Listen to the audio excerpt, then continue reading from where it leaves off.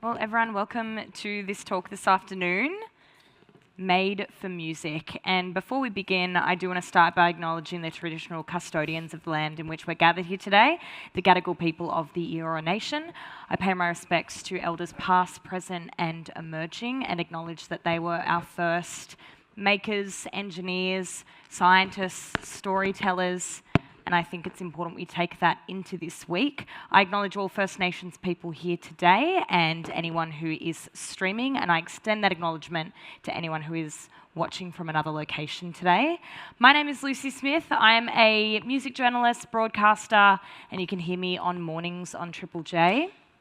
But this isn't about me, this is about this panel. And I'm very excited because once you two finish this panel, you can clock off, essentially. So we'll start here with Alix Higgins, who is a Sydney-based designer who is one half of the music project Patamon, and this morning presented his third show for Australian Fashion Week Resort 2025, I Forgive You God. Incredible. Hi.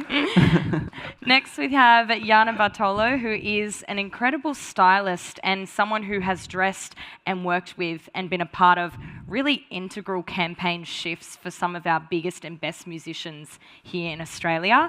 And Jana, last night or yesterday, you worked with Mastani's debut for Australian Fashion Week. You were the stylist for that. So congratulations. Incredible stuff.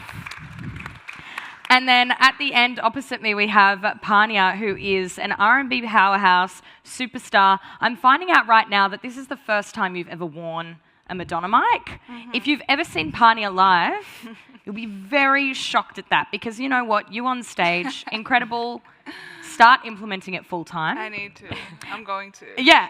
And look, having a look at you right now, there's no question as to why you're here as part of the fashion element, but fashion is something that's always been a real part of the Pania project, but also your story from before you started music. Mm-hmm. You have created your own kind of merch in that way as well. So we're going to talk about that a little bit later on. But as an introductory question, I wanted to know, can you recall your earliest memory where music and fashion combined in a moment which really stuck with you? So to give you a little bit of here's one I prepared earlier. I think for me it would be Kylie Minogue, Can't Get You Out of My Head, the white romper suit. I think I was about 6 or 7 when that came out, and even in that moment I went, that's important. And my Catholic guilt kicked in, and I think I would always change the channel because her boobs were out a little bit. When mum or dad walked, anyway, so you'd get it. But either way, who wants to start? What is that moment for you where fashion and music combined and created a recall for you? I'm going to jump in and start this. I don't know if it was my earliest moment, but I definitely think it was like a memory that like stuck with me. Was Lady Gaga, Bad Romance, the McQueen outfit. Those shoes, it stuck with me for like, yeah, I saw that clip and I actually like recently watched it a couple of months ago, and I was just like, this was so revolutionary for its time. Also like the integration of like a designer which I like truly respect, the late Alexander McQueen, and kind of featuring that outfit and having Nicola Formichetti style her for that clip was just incredible. So yeah, I think that's definitely my one. Yeah. Alex, what about you? Well, I was also going to say Kylie Minogue, but maybe I should say something different. I was going to talk about Kylie in the Slow video. She just has one outfit, which is like this Balenciaga Guesquier dress and orange lipstick. It's very, very iconic. And then there's also this incredible Galliano for Dior show that I'm obsessed with, Spring Summer 2004 couture, and it's kind of Egyptian, and the models are walking to like this long remix of Baby Boy by Beyonce, but like the trill at the start that does sound kind of Egyptian. Definitely that. Yeah. Pania, what about you? I have 2. So my first one was when Gwen Stefani stepped into her solo career and she started working with Pharrell, and the song My Shit Is Bananas. What is Holla Back Girl. I just have like a vivid memory when I was a kid watching that and thinking it was just so iconic. Like the colors, what she was wearing, the way her dancers were dressed. It was just like incredible. And the second one was Grills by Nelly. Ever since I watched that video, I had like the weirdest obsession with grills. And I made my grandma like go to the store in like the other side of town to get me this like bootleg grill. And now I got my custom pair from one of my friends, so it's like stuck with me till now. So It's a full circle moment. I know. Yeah. I think it's really interesting, Alex, that you bring up the soundtrack for that runway show, because you have said before that the soundtrack to a runway can kind of make or break the atmosphere and can really add to the atmosphere. Yeah. So we can use your show as an example. You've got your frequent collaborator, Joan Benoit, You're just sitting over there. who, hey, put your hand, no. So using your show as an example, what do you think you wanted to bring to your collection sonically? How important is that soundtrack? Why does it add to the atmosphere? It's just so important. I mean, the whole reason that you put on a show is because it's not an image, you know, it's not just a lookbook. Like, you have all these other elements that kind of bring it to life, and music is a huge kind of part of that. And Joan and I like work very closely on kind of developing that, usually spending like around 6 months on it. And this year was quite funny because 6 months ago we sat down to talk about it, but I hadn't even really started the collection. So I was like, the collection's called this, and I think it's going to be about this. And then we, you know, go our separate ways and bring, I guess, different energy to it, that kind of complements and helps build the world of the clothes. For someone who wasn't there this morning, what did that sound like? What were some of the sonic references? So it was quite different to the last 2 years, which have been more kind of like song-based in a way, and like multiple parts that kind of bleed into one another. This was really more of like a uniform thing. I wanted to create a collection that had this element of something quite kind of clinical and sterile, and then also this really frenetic, like almost angry and energetic spirit. And in explaining this to Joan, he kind of took it in a way that was really nostalgic.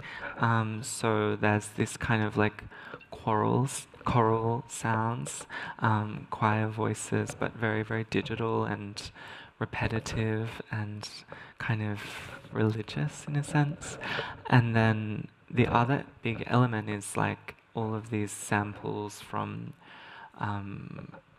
video games and TV shows that we were obsessed with, like Pokemon, Final Fantasy, Kingdom Hearts, these kind of like sweet and kind of almost a little bit cringe like quotes from characters like calling out to one another. So it has this like nostalgia and something very digital, very kind of ethereal as well. A couple of years ago, Patamon actually did the soundtrack for another runway, right? Yeah. What's it like seeing your music soundtracking somebody else's looks and fashion and styling? Yeah, that was really weird. But it was also really special because it was before, that was for Mercedes-Benz show, maybe 4 years ago now, something like that, and or 3. And I hadn't shown, I'd never had a show before, so now I think it would be quite weird, but at the time, and it was styled by Charlotte Agnew, who is someone that I work quite closely with, and so I think like, even though it wasn't my brand, I think that our music, like, it really made sense in the context of the vision. Staying with visions and with brands and sticking to a kind of theme, Jana, I want to focus on your work with Vera Blue particularly, because this is someone who you have styled in so many different settings, be it album shoots, touring, different runway or red carpets, campaigns, etc. How do you kind of go looking at someone's vision and what their kind of brand is to then create this holistic style overall? It's a big question, I know, but specifically with Vera, Vera, how did you approach that? So I have been fortunate enough to actually know Vera for quite a long time. Actually met her probably over 10 years ago as Celia Pavey. And in the early stages when she was developing the Vera Blue project, I got to know her working on The Voice, and we became really good friends. And so when she started with the Vera Blue project, she reached out to me, and we started working on that. And so yeah, in the very early stages with that, like with the Fingertips EP, like the music and the styling was quite mysterious, and a lot of the styling that we did then was black and white.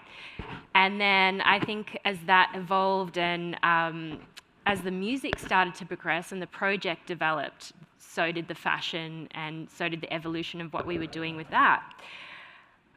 So yeah, we started to then like bring in colour references into what we were doing with the styling. And Vera, like, she loves flowers, and her dad is an avid gardener, so there was that started to like evolve. So we started to really like integrate like developing costumes for touring and stage that were like romantic or were big plays in terms of like some instances we even like made her dresses look like a giant flower. So we started to play with that, and we like started to have a bit of fun with like even developing the styling a little bit literally as well.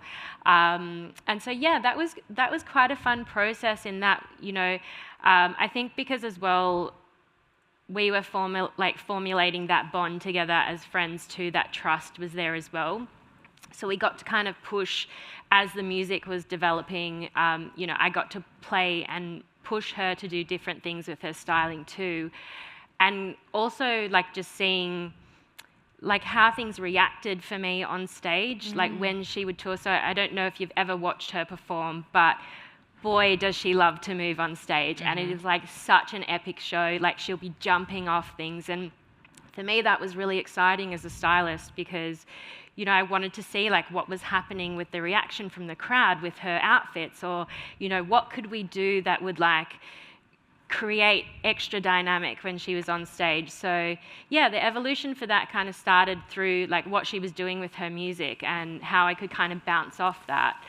And then we kind of, yeah, I guess everything sort of followed in a bit hand in hand in terms of what we would then do with her press junkets and things like that as well, and how we could then start to kind of work with brands in terms of customizing things for her, or like brand associations that, you know, embodied sort of what we were doing then with the project as well. So yeah, it's quite fun because I think with her especially as well, like the project itself is always evolving. So like things can always change, and that makes it really exciting for me as a stylist too, because I don't have to kind of like pigeon us into sort of a certain look, or, you know, if there's something that I'm thinking is like, why don't we try this? And, you know, like she might think I'm crazy suggesting something, you know, and then maybe 3 months down the track, I can kind of show her something again that's like in that narrative and in that world, and she'll be like, hey, actually, this is amazing, let's do it. So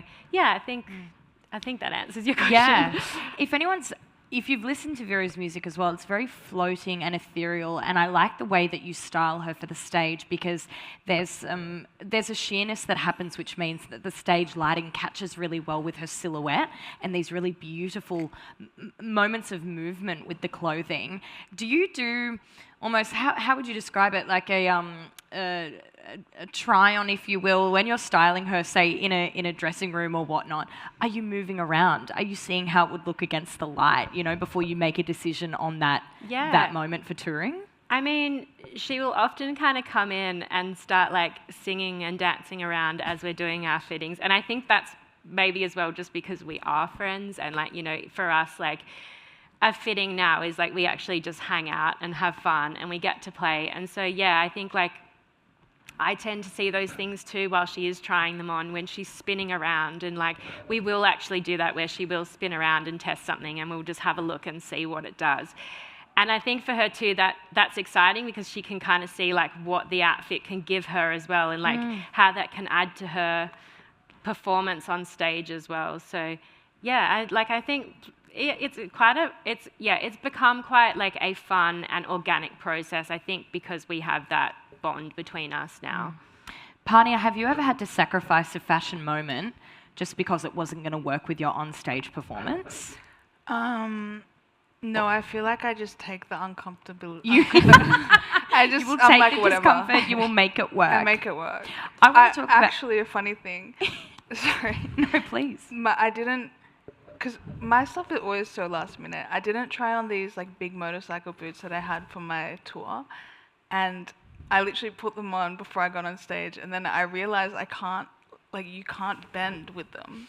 So I was like trying to dance. No drops, not at all. It just looks so, it looks so funny. It was all so what did you do, just kind of... Just awkwardly like... Shimmy. You're like, I'm making it work for the boots. So you mentioned the motorcycle theme. Mm-hmm. That's something that you've kind of done, like a biker theme that you've done before. Yeah. You've done kind of a boxing theme. Mm-hmm. What are these kind of... do you like fitting a stage or a campaign moment into a brief? Yeah, definitely. Like, usually before I even like drop a project, I'll have like certain themes that I want to incorporate. I kind of see it as like an era, and I'll carry that era across like everything I do when it comes to like the visuals, the materials, the fashion, and then the shows. I want to just go extra with it, so I always try and like keep that on theme and have like really strong themes. And then sometimes it's random. I'll just be like, I want to have a boxing fit here, and then find ways to like make it me, like wear a latex top and then like baggy boxing shorts. Mm-hmm. So yeah, I love playing with themes. It's really fun. Yeah. You mentioned a couple of artists at the beginning, Nelly, Gwen Stefani, and I was reading that you was so inspired by those kind of 90s R&B clips like Ashanti and whatnot. Mm-hmm. I saw Pink reference, which I think is fabulous. Tell us about your journey with, fashion within music, because fashion was kind of your first love, right? Yeah, definitely. I think I always loved just like being in an artist's world. So, and those were the artists that I was drawn to. And as a kid, I always saw fashion as like a way of expressing myself because I was super shy. So yeah, when I did see artists like Aaliyah, Missy Elliott, Pink, you're just so engulfed in their whole world because everything they do is like them. You know what I mean? Like the outfit. You'll see an outfit and you're like, that's Aaliyah. You'll see a type of music video and you'll be like, that's Lil' Kim. Like you just know the references now even. So I was just always so like into, I don't know if you would call it the whole package or just like, I don't know, being an artist that was like fully realized and it was like their world that they wanted to bring you in. So when I knew I wanted to be an artist, I think naturally like I always wanted to do that. So that's kind of like the path that I've taken. We have a very realised and referenced brief from one of our biggest pop groups here in Australia. Red, yellow, blue, purple. I am talking about the Wiggles. Jana, you led both the old generation and new generation through two different campaigns. We had the Rolling Stone cover with the new gen, which was an award-winning cover. And we also had the old generation, who I think a lot of us grew up with, doing their Prime Video series.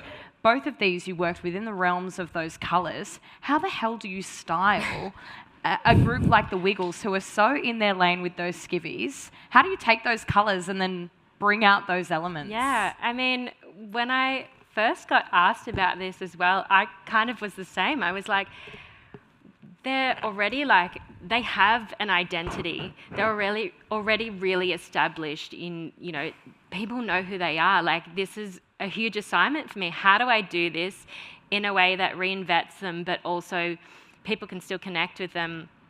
knowing that they are the Wiggles. So yeah, that was really interesting when I did get asked. I was actually like excited, but at the same time I was like, put my thinking cap on and I was like, how am I going to do this? And I also, like for me, like I knew who the Wiggles were, but it wasn't really like something that I had grown up with. So I also was a bit like, okay, I'm going to reach out to designers and ask this, but will they think this is a really like strange ask, or will they want to support this? Like I couldn't quite gauge the reaction of like what support was I going to get to like be able to do this. And it was crazy. Like I started reaching out to brands and people were just like, oh my God, take my whole collection. Like my kids are obsessed, I'm obsessed. And I was just like, whoa, like this is really cool in itself that, there's this fandom that I know like is there, but like I guess because I was like not connected entirely, like growing up with them, like so having that experience come in on top of actually doing the styling was actually quite cool. And then being able to like go to Hot Potato Studios and like hang out with them and see where like everything was made. And then I worked with a couple of designers on that, one of them notably being who we put on the cover, Song for the Mute, who are a really beautiful high-end Australian brand. And the designer from that brand was like super excited. So yeah, I got to like work with him in terms of like the pieces that we could kind of put on them. And we kind of like, I don't know, I didn't expect the reaction that we were going to get from that as well. It was just a super fun day, and like they're the Wiggles, they're so lovely. Yeah. So it was kind of like the best day to be at work. I got to have fun, and like I think with the way that I style, like I love color blocking, I love a set, like that's just, it's so in my wheelhouse. And so I think when the brief came through for that as well, and working with Gigi, the photographer on that, who also shoots in that really like high color, high contrast sort of way, I was like, yeah, this is like going to be a great time. And yeah, it was. So good. So good. Go look at it if you haven't. Alix, you're someone who is both a designer and a stylist. You styled your show this morning. But I want to take it to your music project, because you have done a couple of campaigns, you've released singles, and you've also been styled as a musician. What's that kind of juxtaposition like? Well, I love it. You love it? Yeah. I love to be a star and not have to do any work. I don't know. I'm someone. I mean, with Patamon, like we kind of signed with a label before I had ever sung anything and like made a song, but Joan was signed with this label, Lazy Thinking, a local Sydney label, and when we started talking with them, I had this kind of background in writing poetry, and Joan kind of saw that it could be lyrics and that we could make like a project together. But it was very, very visual as well. Like I like printed off a little mood board to take to the label, and they were just like, this isn't really, it's not really how it's done kind of thing. Oh. In a nice way, they were impressed, but like they were just kind of like, go and make some music. So we did.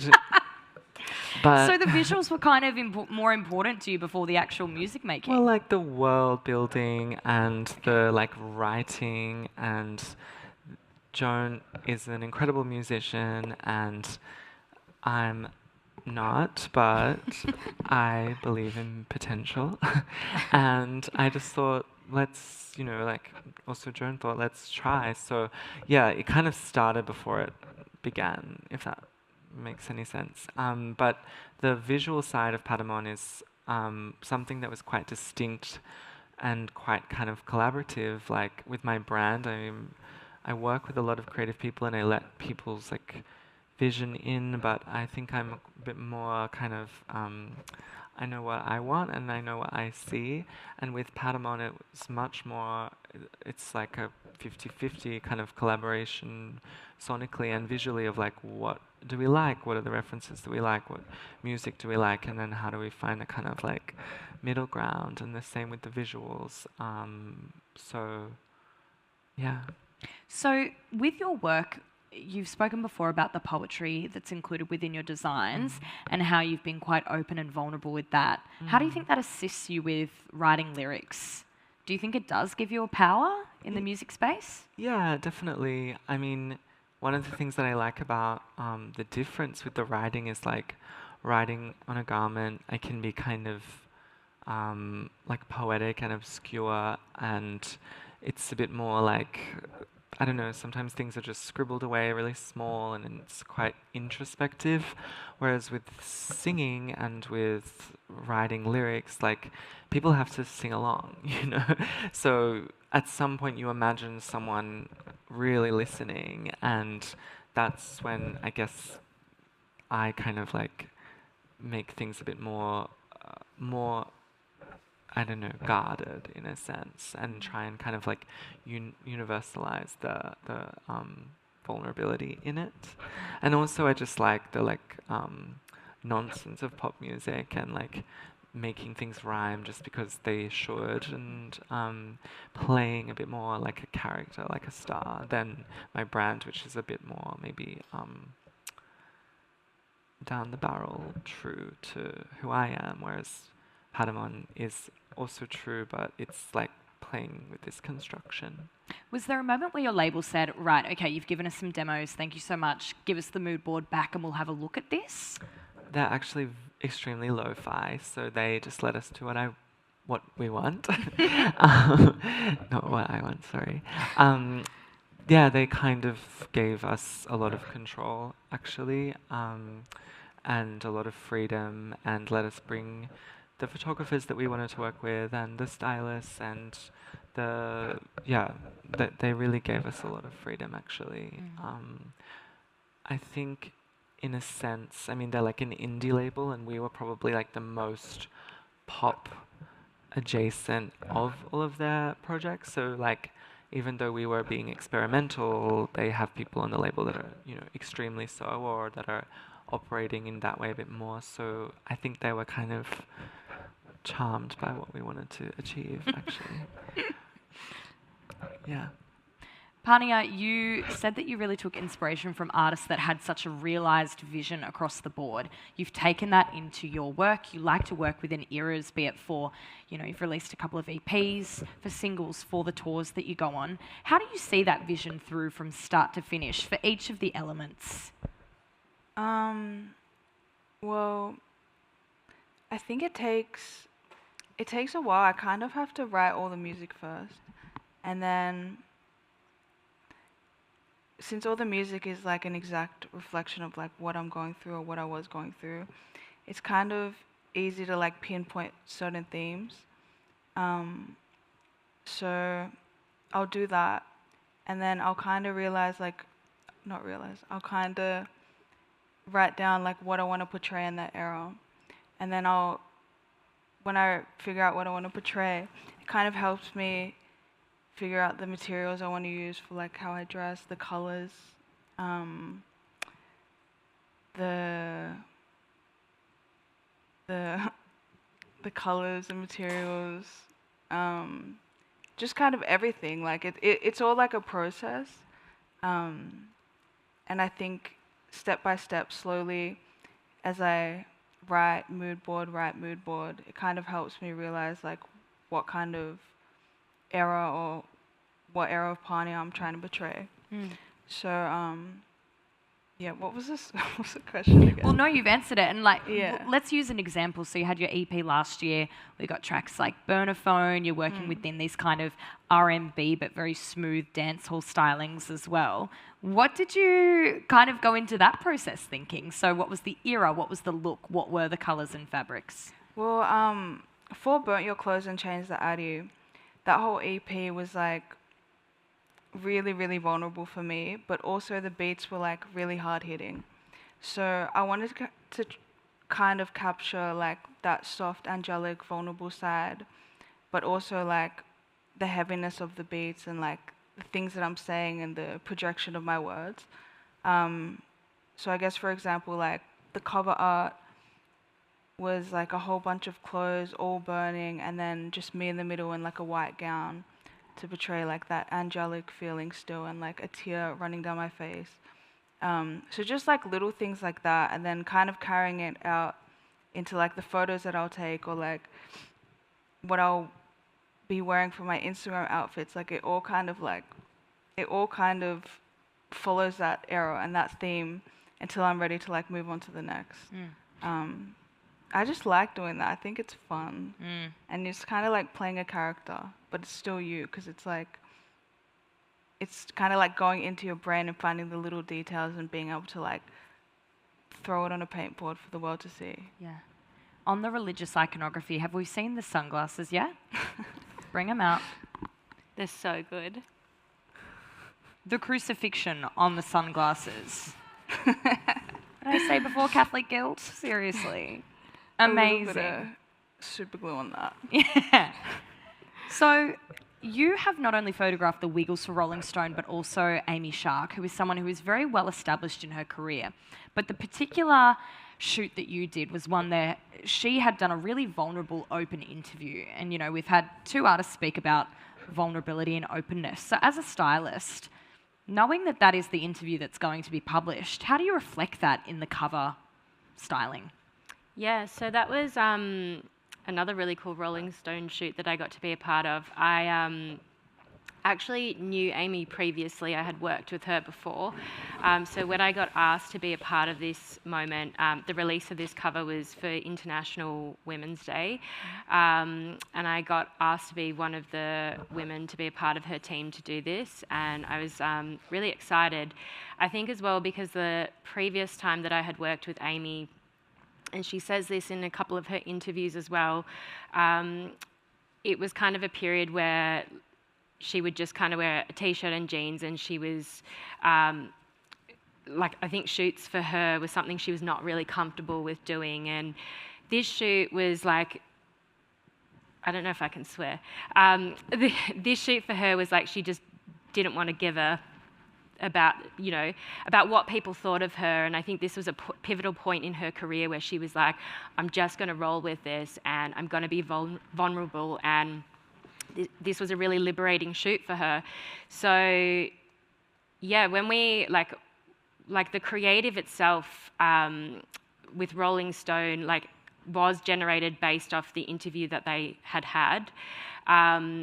And we wanted to kind of work with the idea of her on the cover where there was a focus on her hair firstly, because a lot of people, like when she has done, shoots in the past, they either want to cut her hair off or they, want to tie it up differently. And I know that that's it's a real signature for her brand, to have her hair out with her top knot.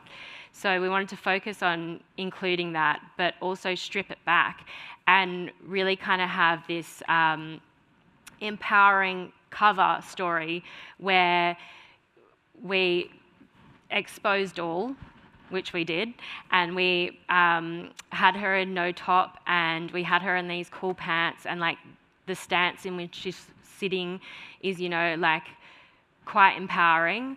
And we really played into that in terms of the narrative with the styling as well. And it was really fun because I got to see another side to Amy as well. And within that shoot, we did these crazy pink fur coats and things like that, which I know she was when I had met her back then, she even said to me on the shoot, I would never have wanted to wear this, because it was daunting for her. And so it was really fun to kind of just be in that moment with her too, while she was obviously realizing herself as an artist and going, you know what, I'm just gonna do it. And I don't really care what people think about this. So yeah, that was a really cool and fun moment. And I think it was interesting for me because as a stylist, there's not as much on the cover in terms of physical clothing, but there was so much behind that interview and kind of that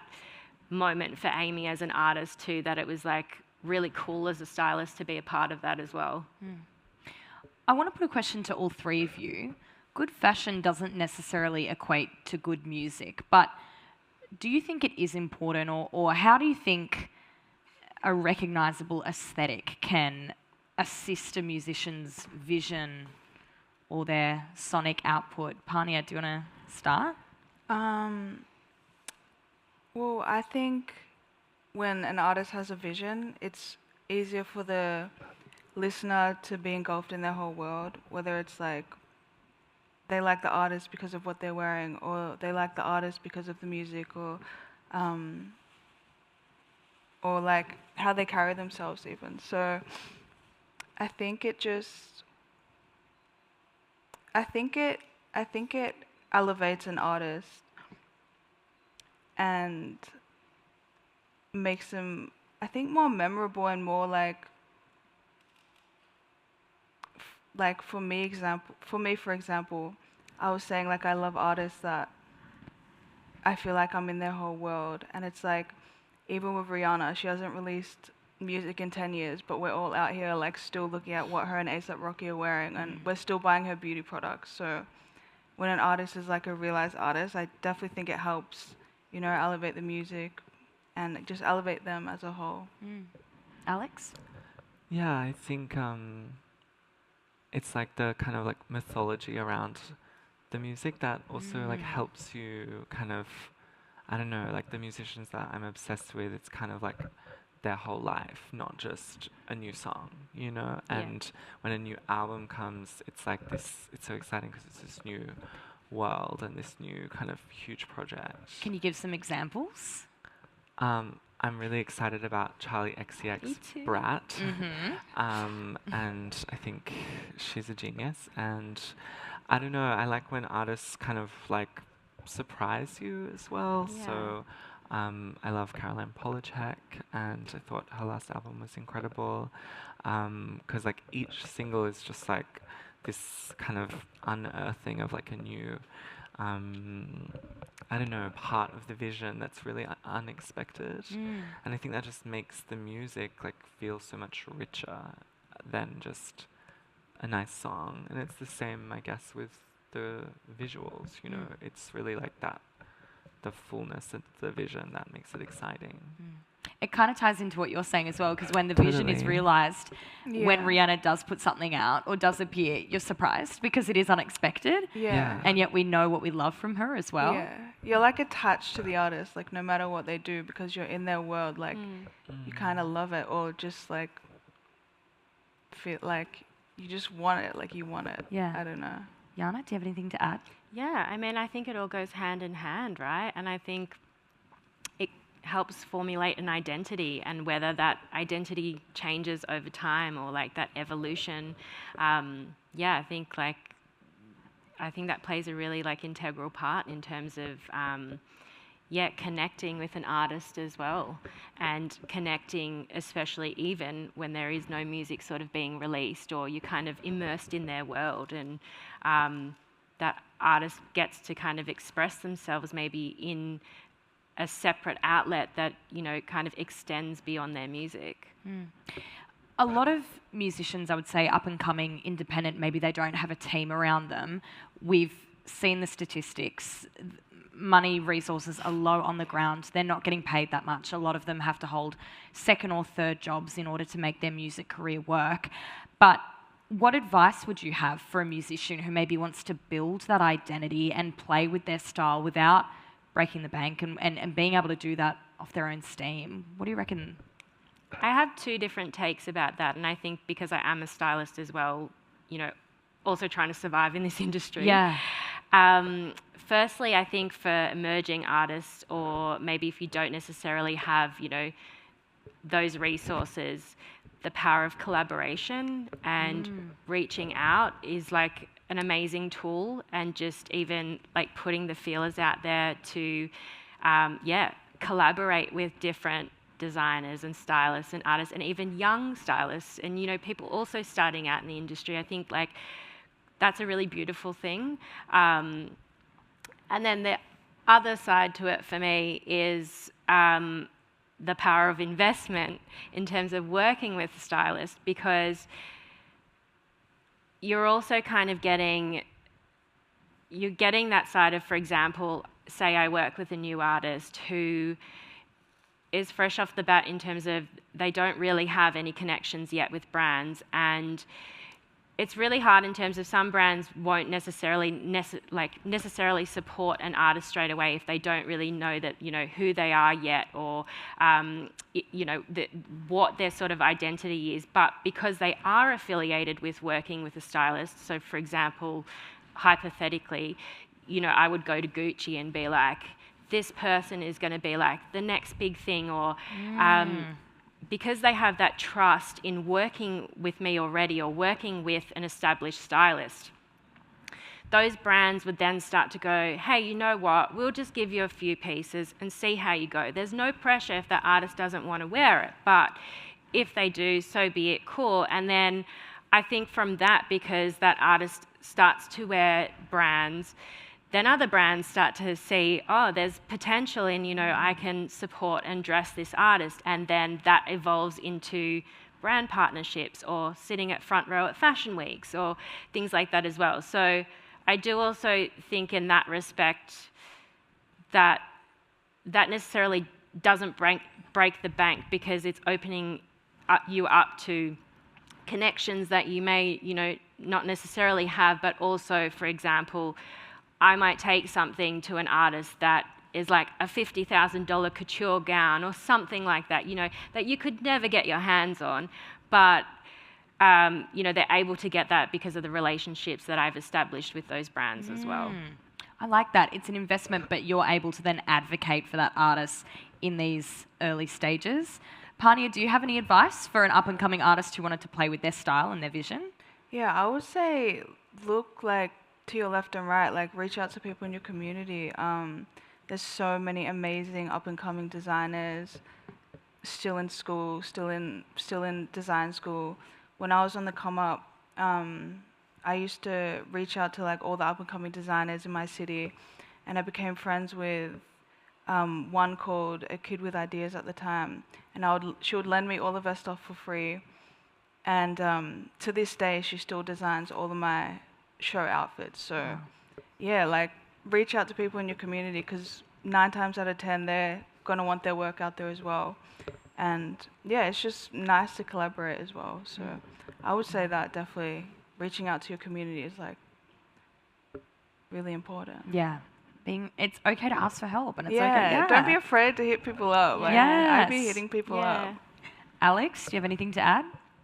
Yeah, I think exactly what you said, well, both of you, but I really resonate with, you know, like, I always just worked with my friends and people that I met at the club and would be like, do you want to shoot a lookbook? Or, you know, like, can you loan me something? Or, I don't know, just like being present in creative world and meeting people and kind of finding the people that you like and you like their work, and maybe hopefully they like yours, and you can just kind of exchange, you know, especially at the beginning.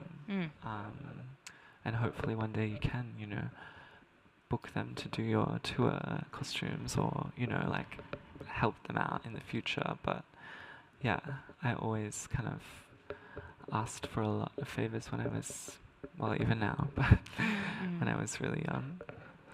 Did that come into play at all with the run of merch that you did? Which one? You did the shirts? The skunks?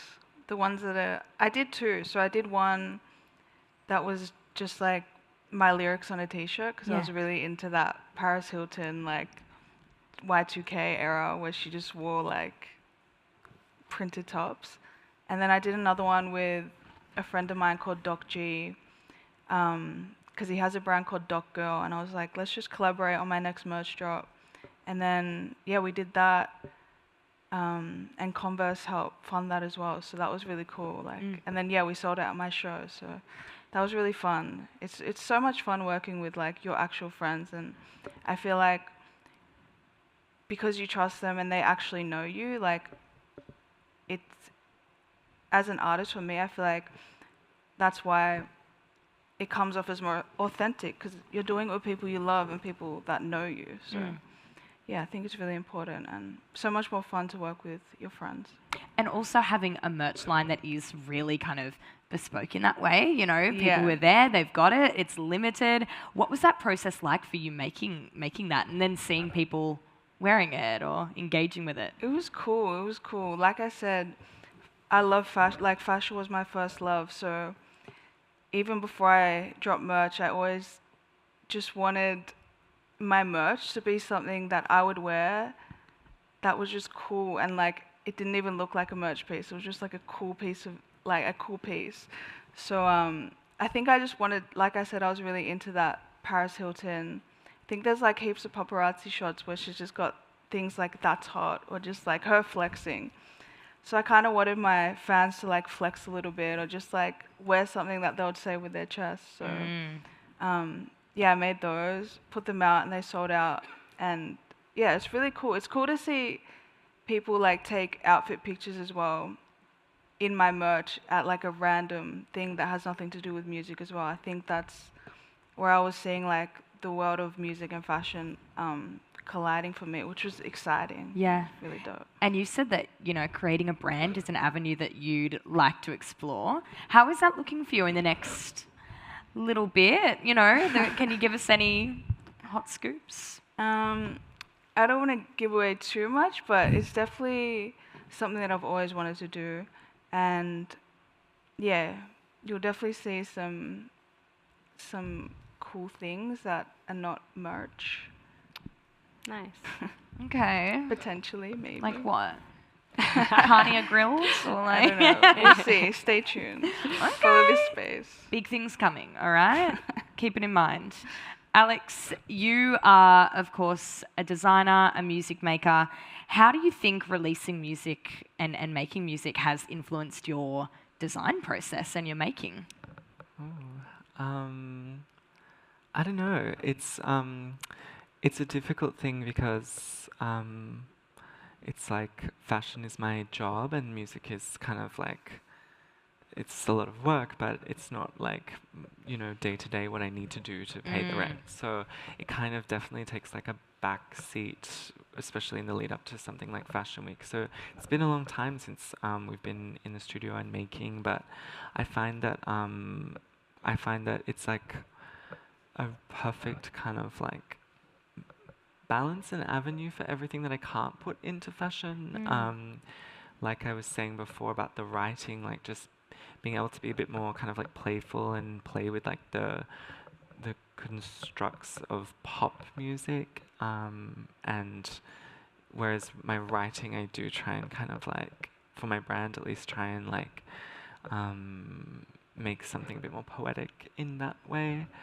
So I think they're really complementary. And then like performing is a whole other thing that I really love, but I also really fear in a sense. Like fashion is something I've been doing for quite some time and it's what I studied, so it's like I know what I'm doing more or less. It's still new, but it's like it's just come super naturally, whereas like performing feels like this really I don't know, exciting thing that it's like always new every time.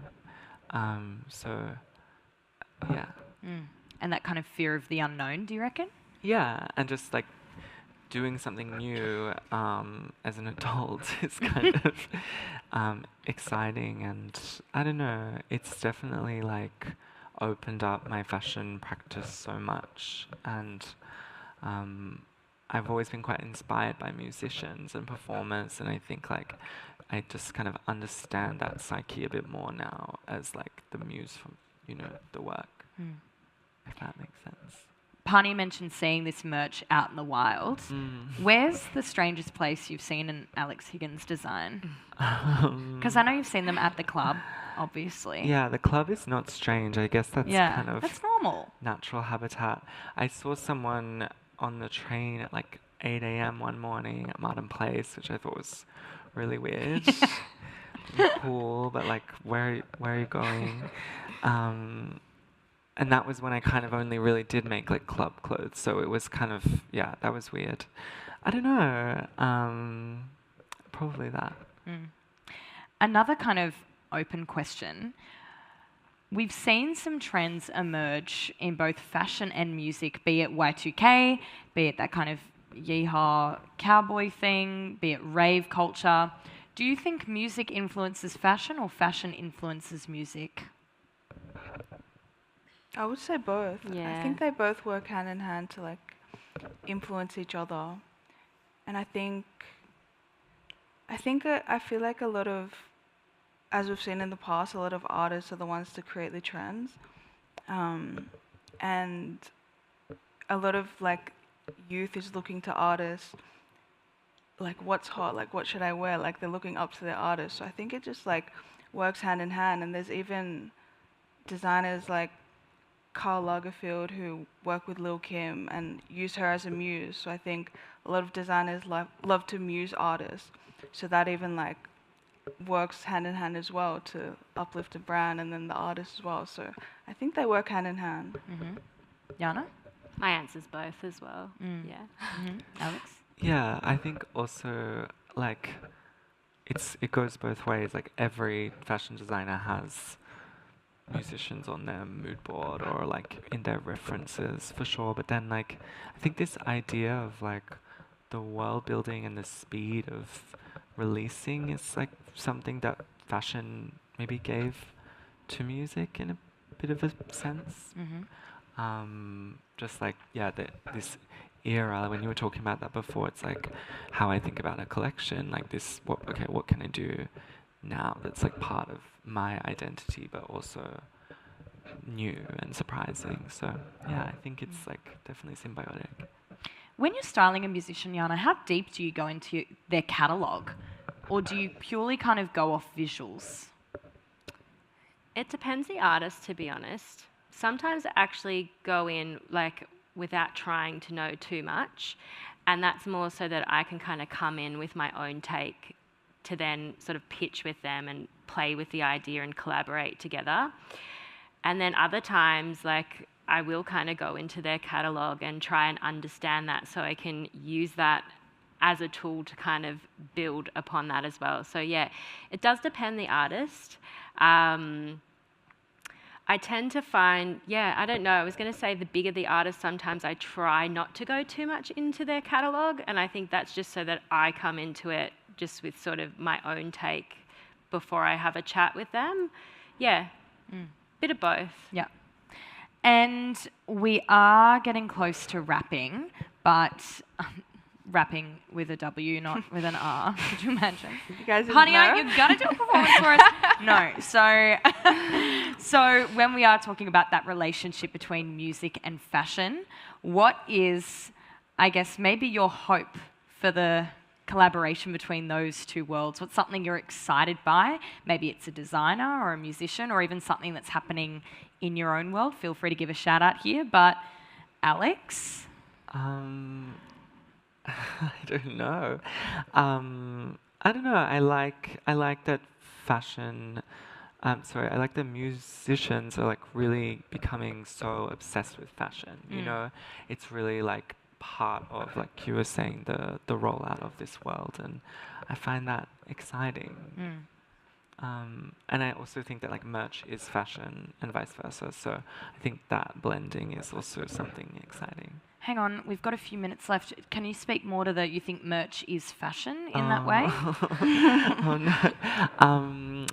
Yeah, I don't know. Like I always kind of thought of my brand a bit as merch in a way at the start, at least, because it was just about text and it was kind of like being, you know, I think people are really proud with merch. Like you're part of something, you're part of a club or a group or like a fan base that you know each other and you know the symbol of the brand, and like it's cool. And I kind of wanted to cultivate something like that with my brand. It's like you're part of something that doesn't just say my name, but it says something about who you are and what you're interested in, and I think that is why merch is fashion. Thank you. Jana, what's something period. Jana, what's something that excites you about the worlds of fashion and music coming together? I think just like the world of exploration and artists kind of like feeling that they can take risks, and just ways that, I mean, for a stylist, that's really exciting, and yeah, really delving into that more, and growing on that, and yeah, playing into that. I think like the mix between fashion and like, especially with touring and things like that, is like such a beautiful thing, because I think it, you know, you kind of can see like the personality that also comes from the artist, but like the personality that exudes from the clothing as well. So yeah, I think I'm quite excited about that relationship, and personally like exploring that a little bit more. And yeah, I've got some exciting things which I can't say yet, but things that will be coming up that I'll be kind of doing that stuff with. Big things coming. Pania, what about you? Looking ahead. Looking ahead, I think one thing I'm really excited for that I think America does really well is like incorporating artists, like local artists or big artists from America, into their whole world and their runways, and getting them to perform, and just like being a part of that brand culture. I think that's something that I'd love to see in Australia, and that excites me. Right. Well, we know that you're in the writing process, potential merch on the way. Who knows what's next? Either way, thank you so much for being here today. I know you two have had a big 24 to 48 hours especially, so seriously, thank you so much. Alix Higgins, Jana Bartolo, and Pania. Thank you so much. Thank you so much for coming. This was Made for Music, the talks. Go check out some more talks for Australian Fashion Week. My name's Lucy Smith. You have a good night. Thank you. Thanks.